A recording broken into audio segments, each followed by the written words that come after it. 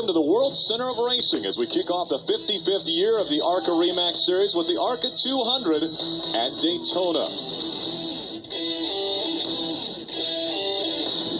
In the off-season, if you can call it that, cars are dismantled, put back together, primered. No decals go on these cars until they've been tested and tested again, and the final welds are put on. And after that is done, a nice coat of paint goes on, the numbers go on, and the decals go on, and they get ready for the start of the 2007 season. Yesterday, cars hit the racetrack, the high banks of Daytona International Speedway for their practice session, and then it was qualifying in the afternoon. And who sits on the pole but Erin Crocker, claiming her 4th career pole, and that is the 3rd time a woman will have won the pole at Daytona for the ARCA race, and she is sitting with Jim Tradeo. And certainly she made headlines yesterday by winning the pole award, but Erin Crocker's on a schedule of 11 ARCA REMAX Series races and a handful of Busch Series races. Today could start a season that could turn into a full-time opportunity. This performance means a lot for Erin on her 4th career ARCA Series pole. It could be her most important.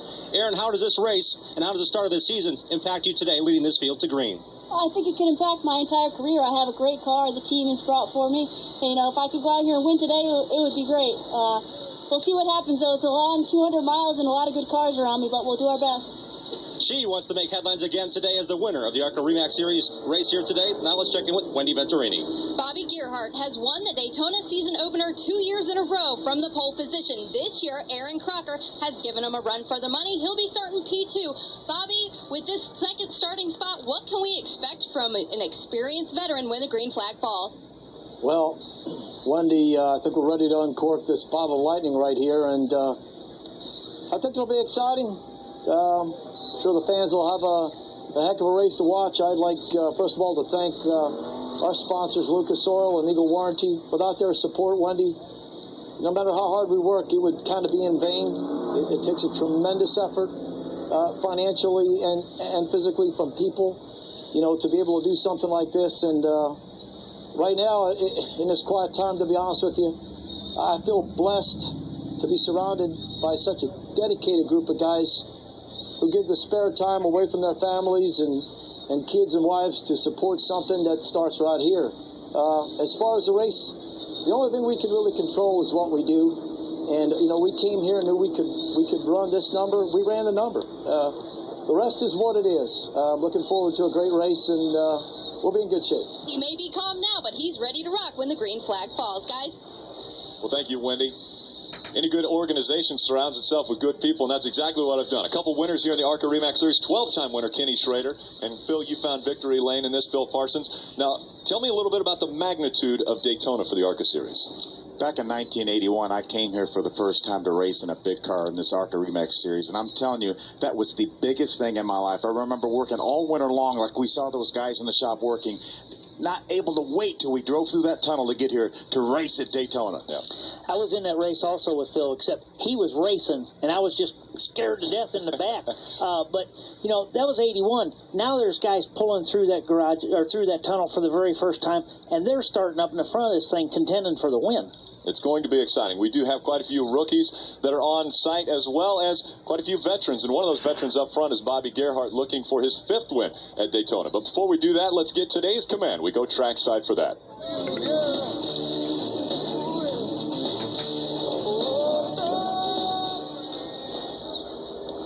Ladies and gentlemen, once again, please welcome your Grand Marshal, Randy Morris, Vice President, REMAX International, as he delivers those most famous words in motorsports.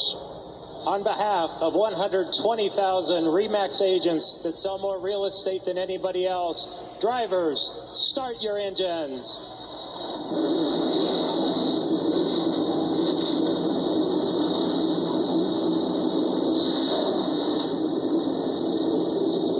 Some of these drivers have been waiting their careers to fire the engines up at Daytona International Speedway.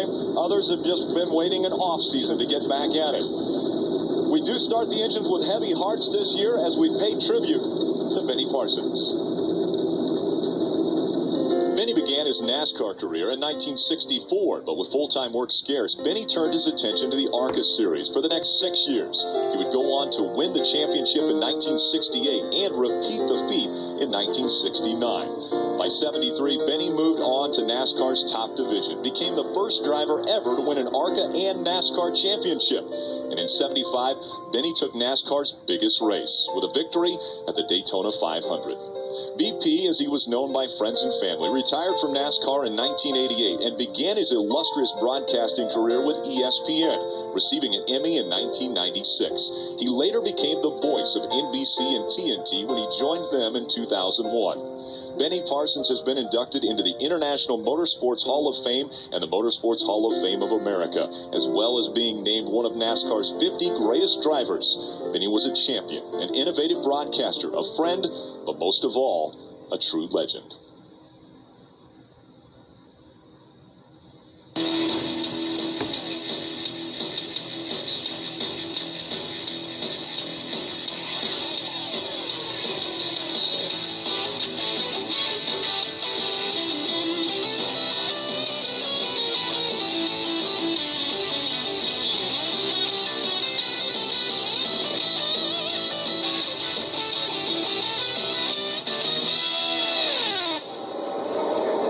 That was a quick look back at the 2006 season, and an amazing season it was, record-breaking season. 17 different winners, 12 of those were first-time winners. When you get a series that goes from mile dirt tracks to half-mile asphalts to 2.66-mile Talladega and Daytona, you'll get a lot of different winners. You know, we talk about that many different winners. Back in the 60s, Jack Bowser won 25 races in 1 year. That's how competitive this series has become. We've got a couple young guys here at Daytona, but this is a little bit deceiving. It's not all that they don't have a lot of experience on this racetrack.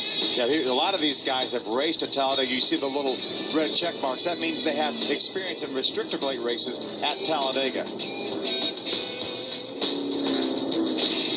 Take a look at the way not only those rookies, but our veterans will be lining up today as we look at our RE/MAX starting grid. Erin Crocker claims her 4th career pole. She'll sit on the inside of row 1, and outside her, Bobby Gerhardt. Great run by Frank Kimmel. He said he didn't think he had anything for Bobby Gerhardt. He didn't realize that Erin Crocker was going to put the type of number she did up there. Well, the amazing thing about Frank Kimmel, he has accomplished so many things in his career. 68 wins, 8 championships in this ARCA RE/MAX series, but not a win at Daytona. 3 or 4 years ago, he wasn't that close. Now he's knocking on the door. He's really concentrated. He wants that Daytona win. He does. He's got Robert Yates power, and he told us yesterday in the garage here that motor will get him down the straightaway. You see David Reagan now. Obviously, he's got a busy slate ahead of him. He's going to run all the Cup races, all the Busch races, and he's going to try to get some good experience here at Daytona in this ARCA race. Well, the Roush organization thought this wouldn't be a bad way to start off his week. Get him a couple hundred miles under his belt, and I think it'd be good for all of us. There's a Toyota. Josh Wise will be driving a Toyota, first time ever in the ARCA series with a foreign manufacturer. Timothy Peters running some races for RCR. He's going to run here and then potentially Talladega, depending upon how this race goes. There's another Toyota. Brandon Witt, a former winner in the Truck Series, starts in row number 12. We have a few more drivers that have experience in the back of the field. Chad McCumbee being one of those. Chad McCumbee also running a full-time Truck Series. There's Todd Bowser back in row number 18. Famous name in the history of the ARCA series. I mentioned his father, Jack, a few moments ago. Passed away, unfortunately, last year. And then the final car that we saw on that grid there happens to be owned by you, Kenny. Yes, it does, and that's definitely not where we wanted to start, but we figured finish is going to be a little more important, and we were fortunate that Bill Baird was the 1999 champion and got in on a champions provisional because it hasn't been won by anyone but Mr. Kimmel since then. Yeah, it's been quite a while since he hasn't grabbed the hardware. We were looking a little bit at the 22 there. That was Josh Wise. He had to go to the back of the field because of a radiator change.